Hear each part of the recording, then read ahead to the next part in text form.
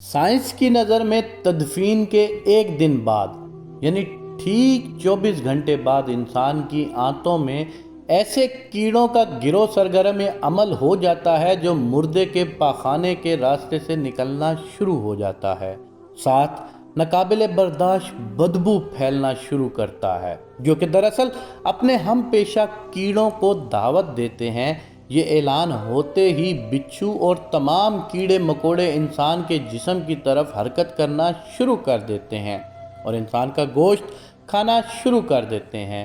تدفین کے 3 دن بعد سب سے پہلے ناک کی حالت تبدیل ہونا شروع ہو جاتی ہے، 6 دن بعد ناخن گرنا شروع ہو جاتے ہیں، 9 دن کے بعد بال گرنا شروع ہو جاتے ہیں۔ انسان کے جسم پر کوئی بال نہیں رہتا اور پیٹ پھولنا شروع ہو جاتا ہے۔ 17 دن بعد پیٹ پھٹ جاتا ہے اور دیگر اجزاء باہر آنا شروع ہو جاتے ہیں۔ 60 دن بعد مردے کے جسم سے سارا گوشت ختم ہو جاتا ہے، انسان کے جسم پر کوئی بوٹی کا ایک ٹکڑا بھی باقی نہیں رہتا۔ 90 دن کے بعد ہڈیاں ایک دوسرے سے جدا ہونا شروع ہو جاتی ہیں، 1 سال بعد ہڈیاں بوسیدہ ہو جاتی ہیں اور بالآخر انسان جس کو دفنایا گیا تھا اس کا وجود ہی ختم ہو جاتا ہے۔ میرے دوستو، ان تمام باتوں کو سننے کے بعد صرف چند سیکنڈ کے لیے مجھے آپ سے یہ باتیں کرنی ہے کہ کیا غرور، تکبر، حرص، لالچ، گھمنڈ، دشمنی، حسد، بغض، جلن، عزت، وقار، نام، عہدہ اور بادشاہی، یہ سب کہاں جاتا ہے؟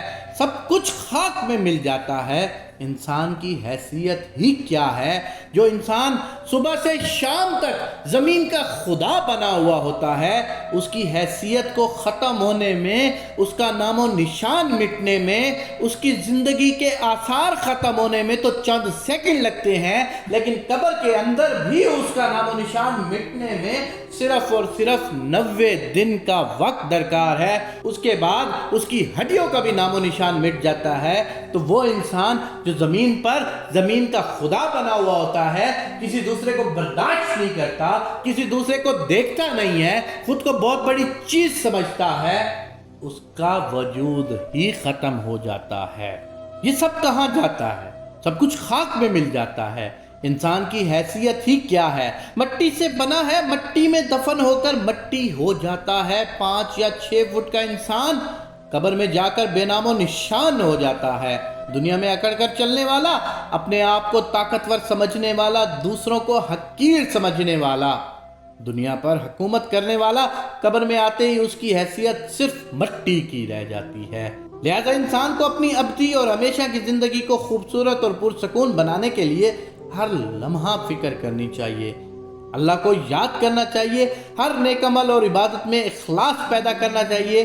اللہ پاک کے بتائے گئے راستے پر چلو گے، پاک محمد صلی اللہ علیہ وآلہ وسلم اور آل محمد صلی اللہ علیہ وآلہ وسلم کے بتائے گئے راستے پر عمل کرو گے تو قبر بھی جنت بن جائے گی، جسم پر خروچ تک نہیں آئے گی۔ اللہ پاک ہم سب کو صراط مستقیم پر چلنے کی توفیق عنایت فرمائے اور خاتمہ بالخیر اور بالایمان کی دعا کرنی چاہیے۔ اللہ تعالیٰ مجھے اور آپ سب کو عمل کی توفیق عطا فرمائے اور ہمارا خاتمہ بالایمان کرے۔